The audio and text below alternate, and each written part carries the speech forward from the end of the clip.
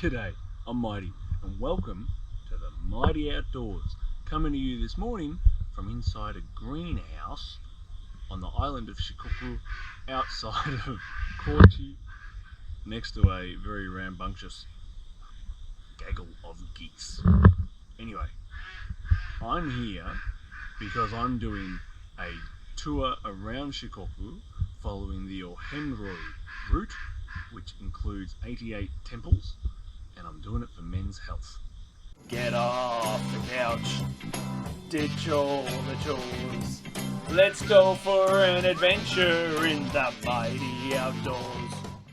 Today is day 5 of this journey, so before the sun comes up much higher and this greenhouse gets really hot, I'm going to pack up and get underway. You ready? I am. Let's hop to it.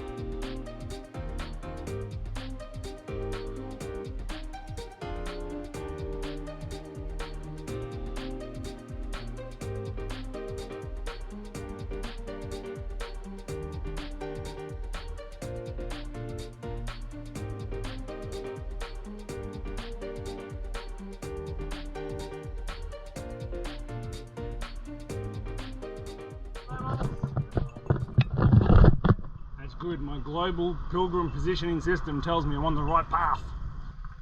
First temple of the day, Dainichi, temple number 28.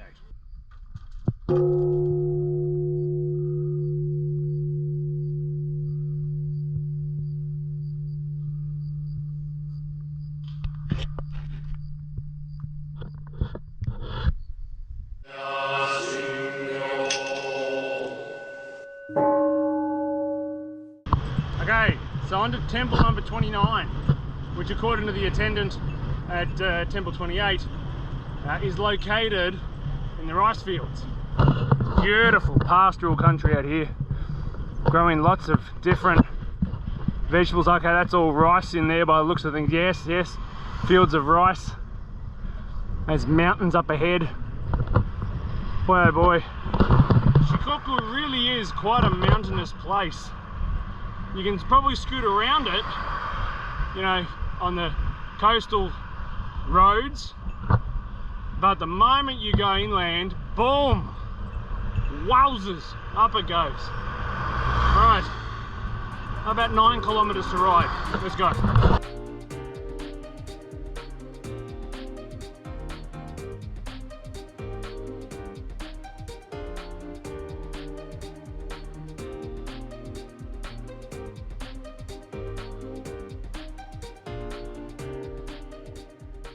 Temple number 29, Kokubunji.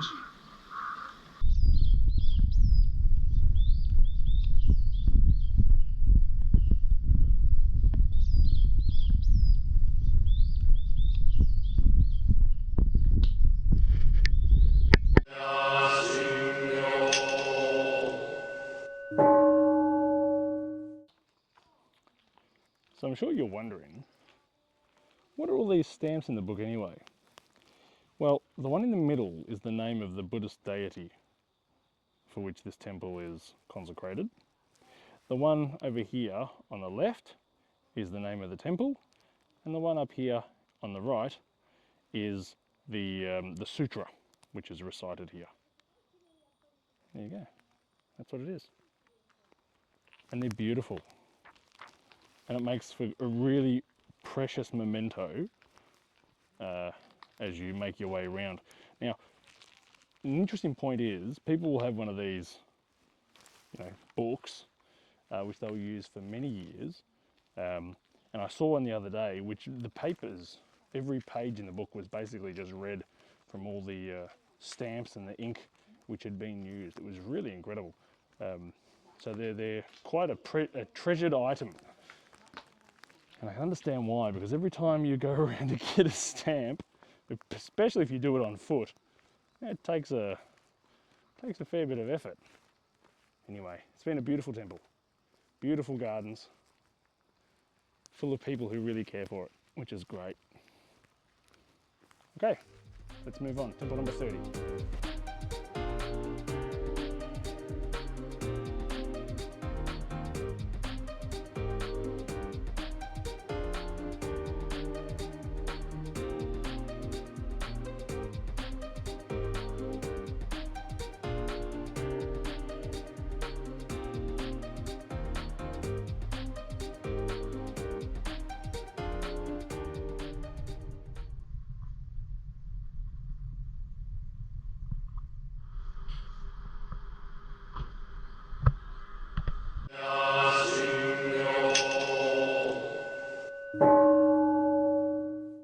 So I've arrived at temple number 30, the Zendakuji. It's a nice temple.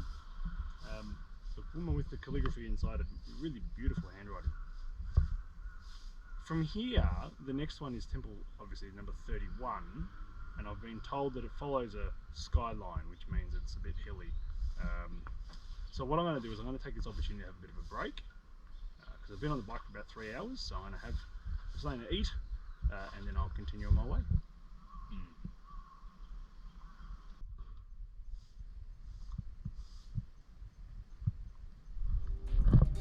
Red bean.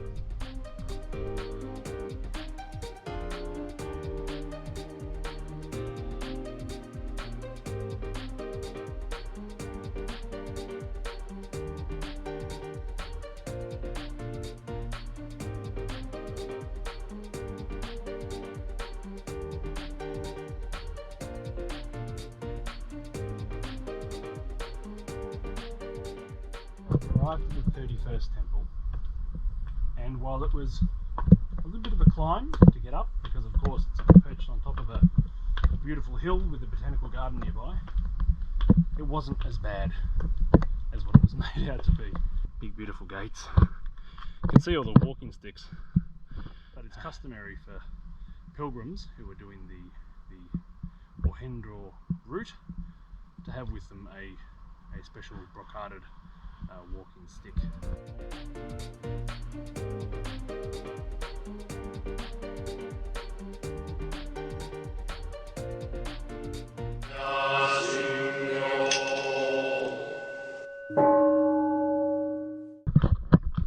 Well, the lovely attendants gave me a delicious Japanese manju snack to eat. It's like a little cake, tasted a bit like chocolate. Well, manju, the Japanese sweet I've received as osseto from these lovely ladies back here. Oishii desu. Delicious. It's really nice. But what was particularly amusing was that they had been told that I was coming. So someone is going before me, telling the attendants at the temples, "Oh, there's this foreign guy riding his bike for this thing called Movember, and he's coming, and he speaks Japanese. Get ready, he's coming." So there you go. I'm a bit chuffed. That's great. Anyway, so that was temple number 31. Lovely spot. It's 11:45. I wonder. I'm going to have a look where the next one is, and then I'll either stop and get some lunch, or I will push on. We'll see.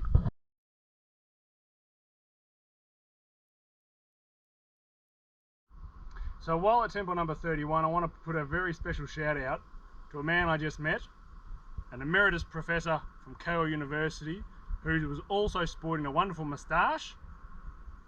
Thank you so much for being my latest subscriber to the Mighty Outdoors. Good luck with your Ohenro journey.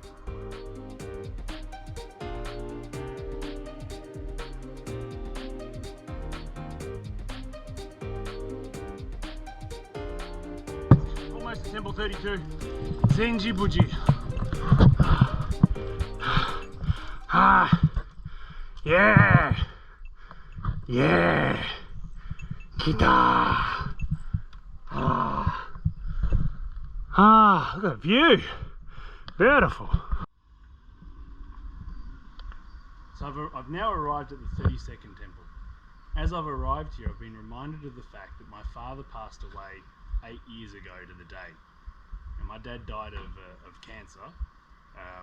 I know he'd be happy that I'm out here on my bicycle doing something for men's health. So, I hope you're enjoying the series thus far. It's a special day for me. I'm going to push on.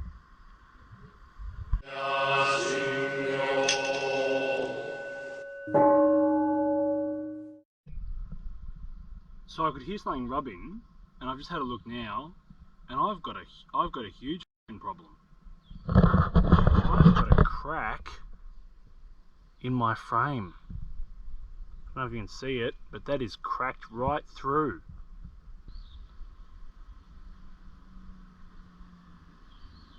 Oh mate, I don't know what this means. I've got to take some time to think this through.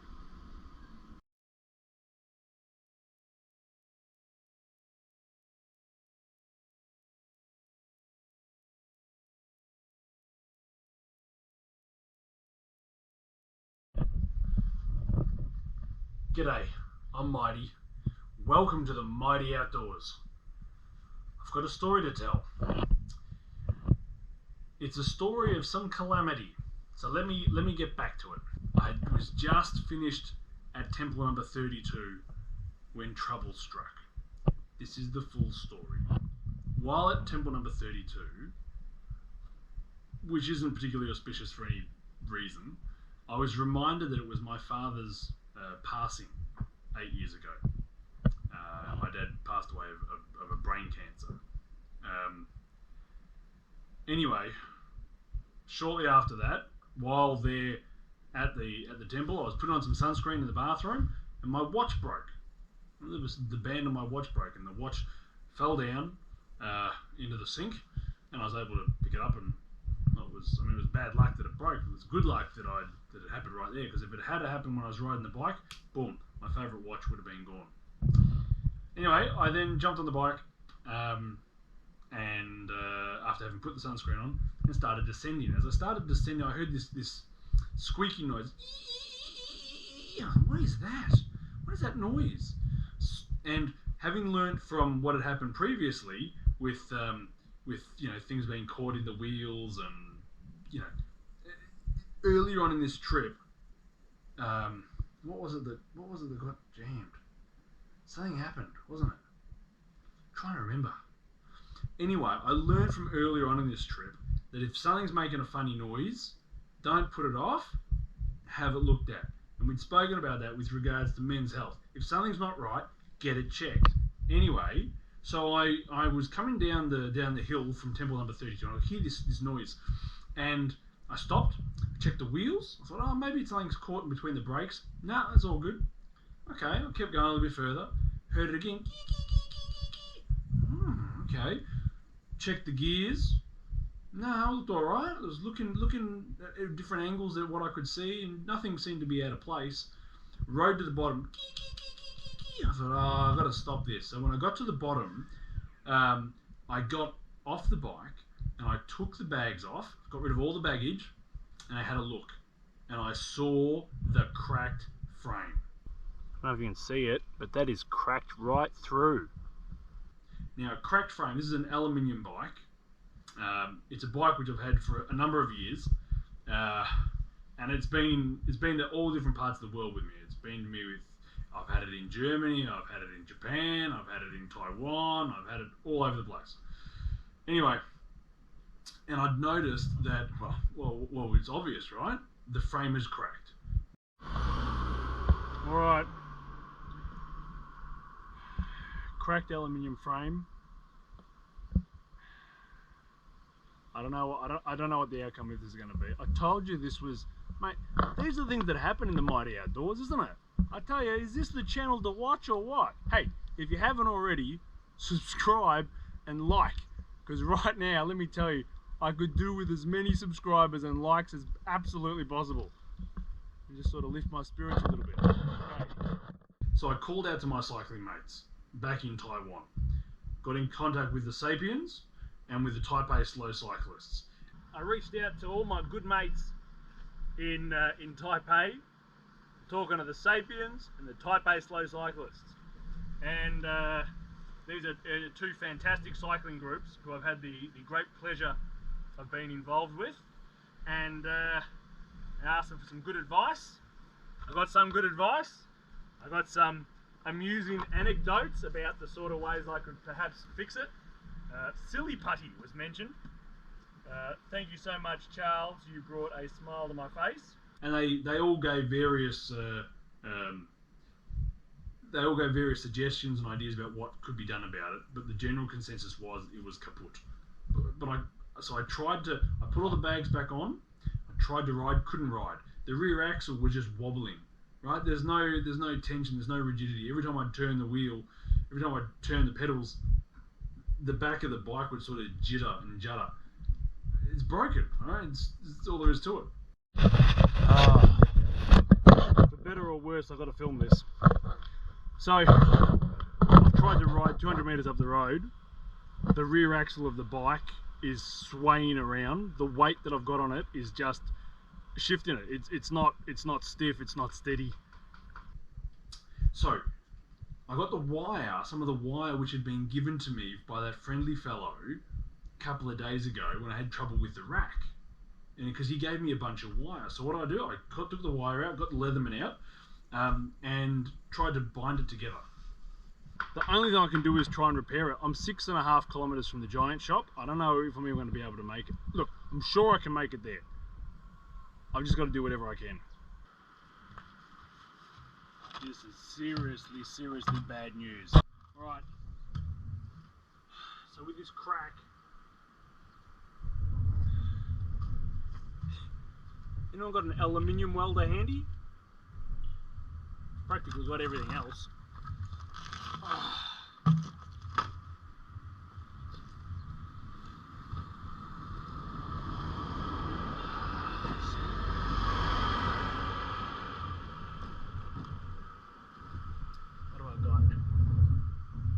I've got cable ties, I've got rope, and I've got wire, thanks to that friendly fellow.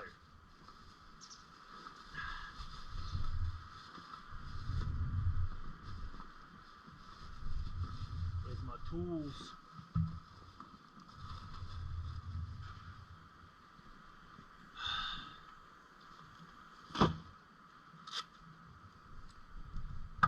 Got a Leatherman.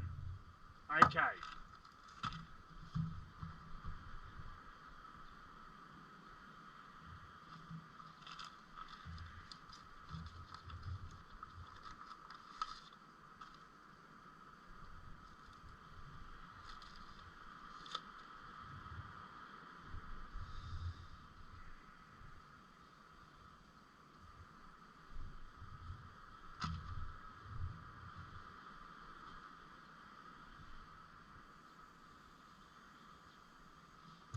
You're going to want to see this.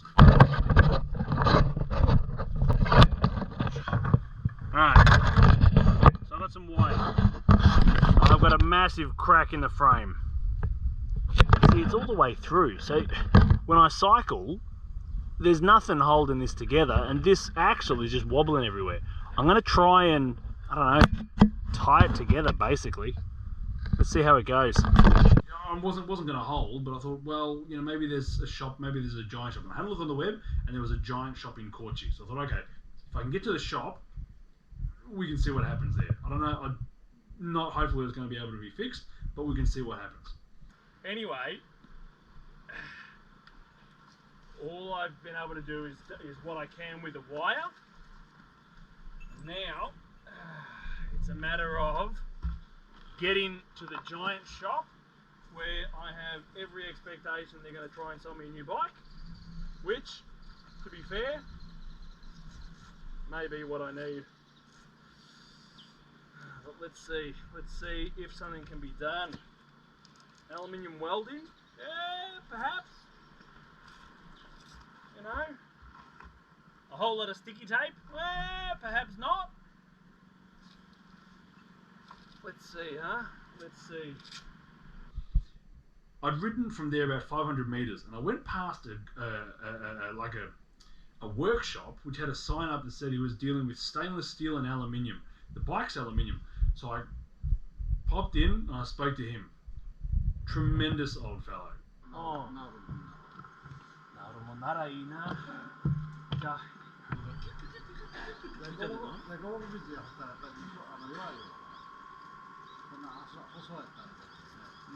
まあね。Doesn't say, it just says it doesn't look good, but he's going to very kindly take me over to somewhere that might be able to help. Great guy. Didn't catch his name, but he was so generous, and he had a look at it, we had a chat about it, and basically the consensus was it couldn't be fixed, right, from his perspective. And that would have been it. I was going to have to keep going. He then says to me, he says, but how about I take you to, there's a couple of bike shops nearby, why don't we go ask them? I said, all right. So we put all the stuff, put the bike, I walked around the corner, he went and got his little pickup truck, met me, threw all the stuff in the back of the truck. よいしょ。じゃあ、おっちゃんありがとう。よいしょ。よ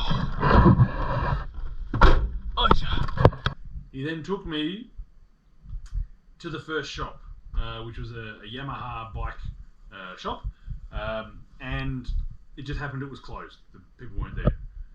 So he took me to another shop, but that shop was closed too. He then suggested that he take me to the next temple, which is even further. I said, no, let's just, what about the giant shop? And so he took me there. And, you know, I mean, the bike was dangerous to ride as it would have been. He saved me so much grief. So we got me to the giant shop. おっちゃんありがとう。助かりました。今度は何読みしようか。じゃあ、お願いします。ありがとう。助かりました。どうも、おおきに。Tremendous fellow. And I was so touched by his generosity. Anyway, so we went to the giant shop. Now, went into the shop, started speaking with Mr. Yamamoto and his assistant, Mr. Horie. で、割ってます。こことここ。ああ、これはもうどうしようもないです。ね、終わりやな。終わりです。この自転車のフレーム自体が。Anyway, look, at the moment, there's just no bikes available in the world. We know that because of COVID, you just can't get a bike, right? And what there is, stock is very limited. It happened, however, that he had a bike called a Giant Escape. でもいいし、やっぱりギアがいっぱいある方が、まあいっぱいなくてもいいけど、なんかローギアがいるよね。はいはいはいはい。このサイズに。はい。ロードはもう M サイズが全然。It's got good gears for going up hills, which is important. It's got 30mm tyres, which is great, gives you a bit more contact with the road. And it's a flat barred sort of touring bike. Anyway, it just happens that he had one in my size.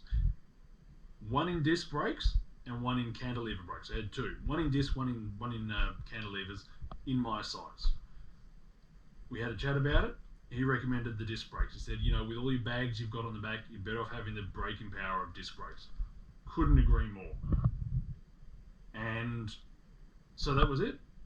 He had a look at the other bike, and he basically he and Horie-san took what parts I wanted off the old bike, and it's you know, the bike was so old there was very little that could be salvaged from it. I took the seat tube clasp from the Stevens. I like that. So it's a little bit of that bike has come over to the new one. But there was a couple of problems that we were going to have to face. And the first is I've got a lot of stuff, right? I'll do a separate video about how much stuff I've got and how much of it I need and how much I don't need. But for the time being, I've got it. The disc brake version of the Giant Escape will not accept a regular rack.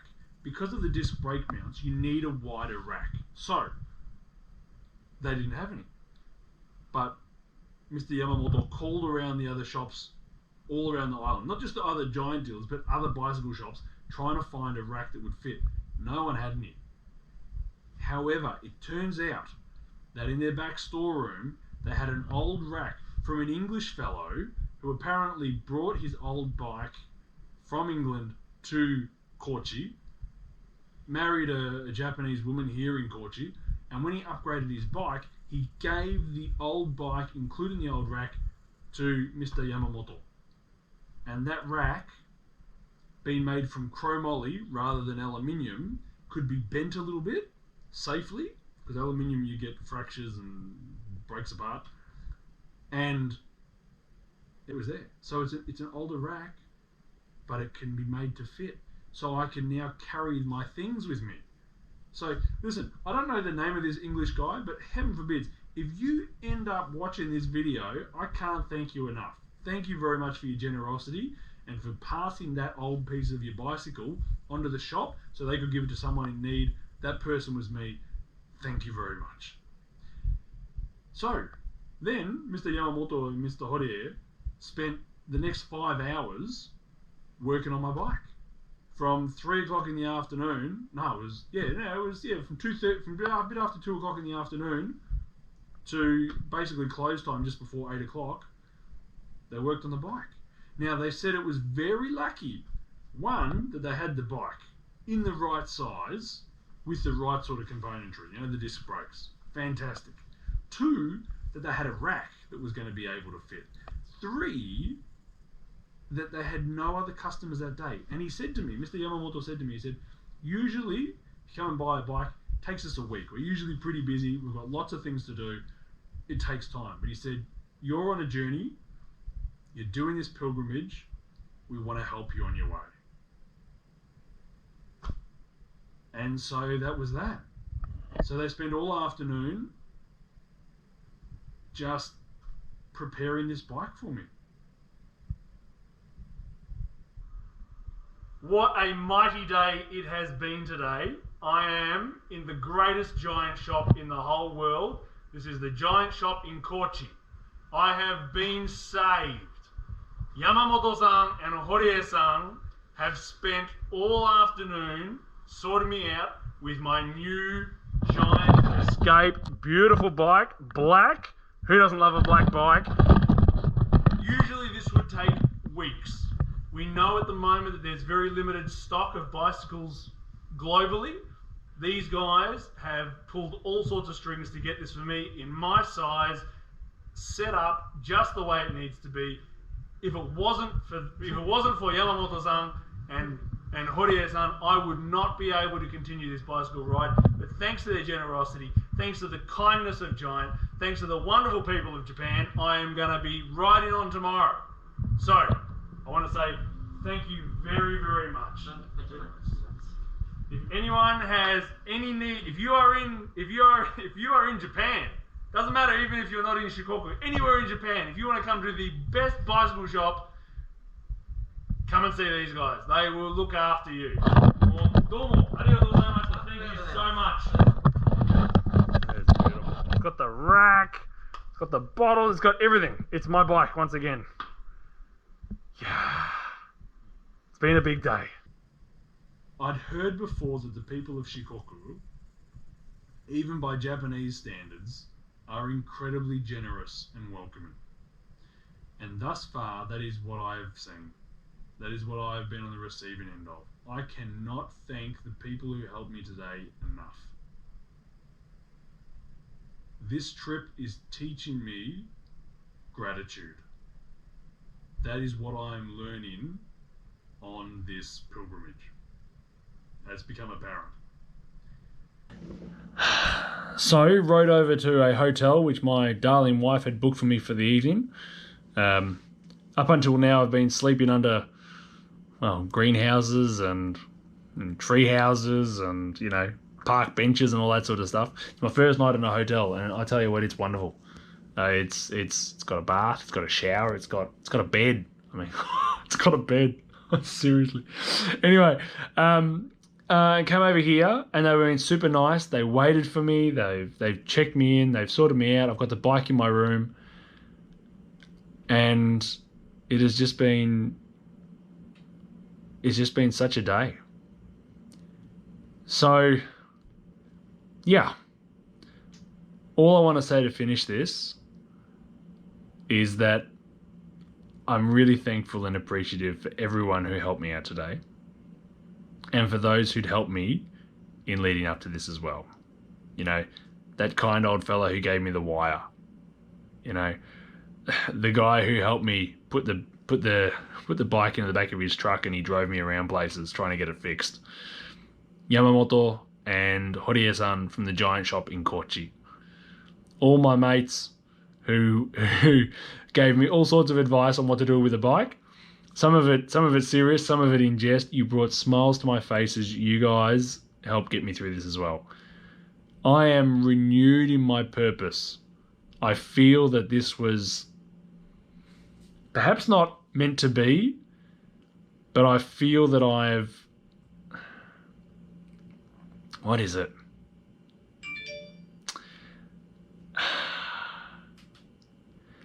This could have all ended up really badly. Like, really badly. A break like this, coming down some of the hills that I've been on recently over the last couple of days, if this had happened 2 days ago, coming down from, you know, Tairuji temple, or, you know, Shosanji, the really big ones, where there was a bit of speed at times, this could have all ended very, very badly. I've been spared from that. So I'm super appreciative. So that's what my lesson is for today. It's about appreciation. And I'm going to try and continue to be appreciative long after I've finished this pilgrimage. You want a Movember message? I'm going to keep it at that. I'm going to say appreciation. You know? Anyway. So, I've for the first time in a couple of days, I've been able to have a shave. The mow is looking mighty, if I do say so myself. And I haven't eaten lunch. It's now 9 o'clock in the evening. So I'm going to go get something to eat. You guys have a wonderful evening. Have a great day. Continue to watch The Mighty Outdoors. I hope you found this amusing. It's been one hell of a day. Okay, that's Mighty signing off. So great to have you here in The Mighty Outdoors. Can't wait to see you next time. Hooroo!